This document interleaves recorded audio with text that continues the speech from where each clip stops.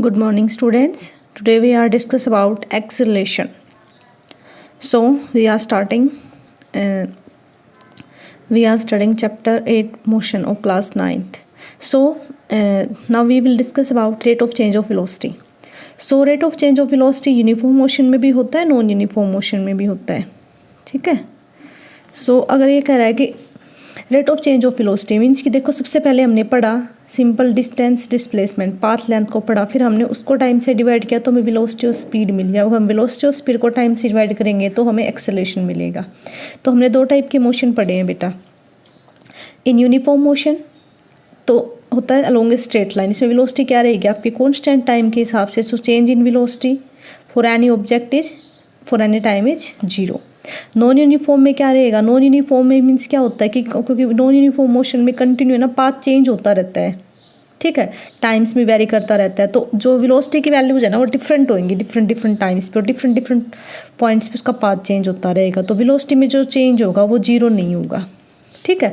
सो इस change in velocity को ही हम एक्सेलरेशन बोलते हैं. एक्सेलरेशन का कंसेप्ट सबसे पहले गैलीलियो गैलीली और इसाक न्यूटन इन दोनों ने ही दिया था. मेनली ज़्यादा हम गैलीलियो गैलीली को कंसिडर करते हैं. तो change in velocity of an object per unit time is called acceleration. A इसका सिंबल होता है. एक्सेलरेशन क्या होता है, change in velocity per unit time. Change in velocity means आप इसको ऐसे कह सकते हो कि अगर मान लो कोई बॉडी है यहाँ से यहाँ गई तो u इसकी यहाँ u वेलोसिटी से चली और फाइनली v वेलोसिटी इसका फाइनल वेलोसिटी हो गया. तो चेंज कितना हुआ v माइनस यू, टाइम कितना लगा t. तो चेंज इन वेलोसिटी क्या हो जाएगा v minus u by t. तो एक हम क्या लिख सकते हैं v minus u by t. ठीक है.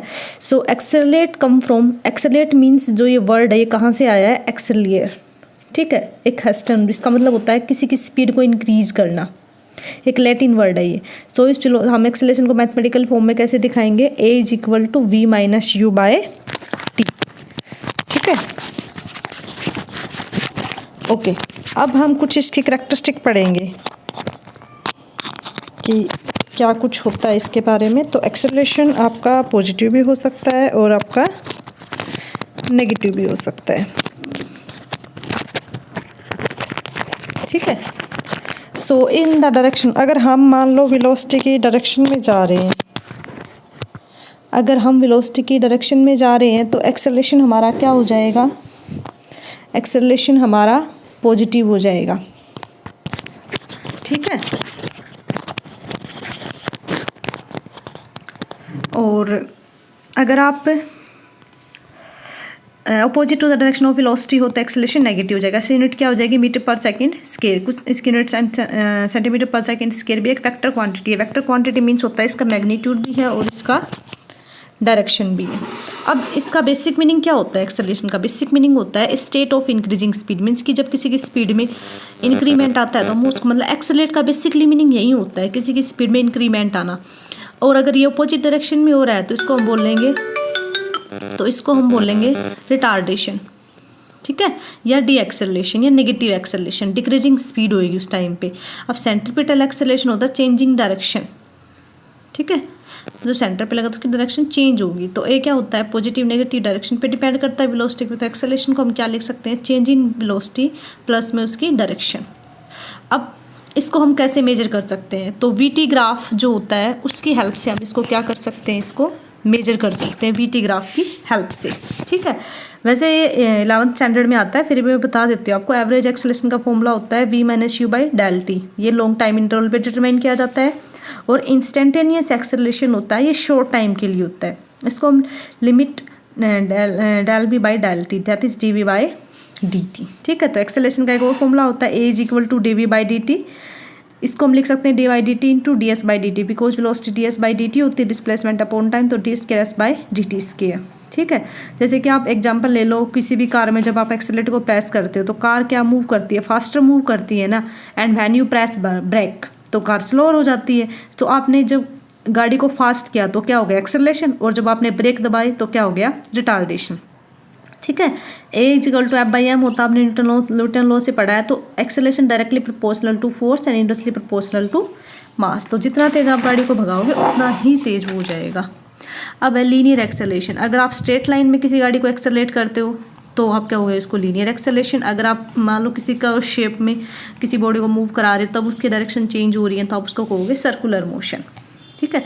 अब यूनिफॉर्म एक्सेलरेशन मीन्स क्या होता है, जब भी कोई बॉडी मूव कर रही हो यूनिफॉर्म मोशन के साथ, ठीक है, यानी कि there is a equal change in velocity in equal interval of time, मतलब कि वेलोसिटी में चेंज हो रहा है, इक्वल टाइम में चेंज हो रहा है। जैसे फ्रीली फॉलिंग बॉडी है, body moving in a circle इस विद यूनिफॉर्म स्पीड, ये इसके एग्जाम्पल हैं। अब नॉन यूनिफॉर्म एक्सेलरेशन, इसमें मीन्स क्या होता है कि वेलोसिटी नॉन यूनिफॉर्मली चेंज होती है। ठीक है, वेलोसिटी में और टाइम में नॉन यूनिफॉर्मली चेंज आता है, जैसे travelling of a car along a straight path. Okay, अब इसका हम एक न्यूमेरिकल कर लेते हैं। A car starting from rest acquire velocity 36 km/h in 10 second, find out acceleration of car. Car rest start हो रही है तो initial velocity u0 final 36 km/h है, इसको उसमें मीटर पर सेकेंड में चेंज करेंगे, 5/18 से मल्टीप्लाई कर देंगे। ठीक है, तो टाइम क्या हो जाएगा, 10 सेकेंड दे रखा है, तो ए क्या होता है v-u/t, 10 - 0/10, 10 से 10 cancel out, 1 metre per second square. एक और न्यूमेरिकल देख लेते हैं।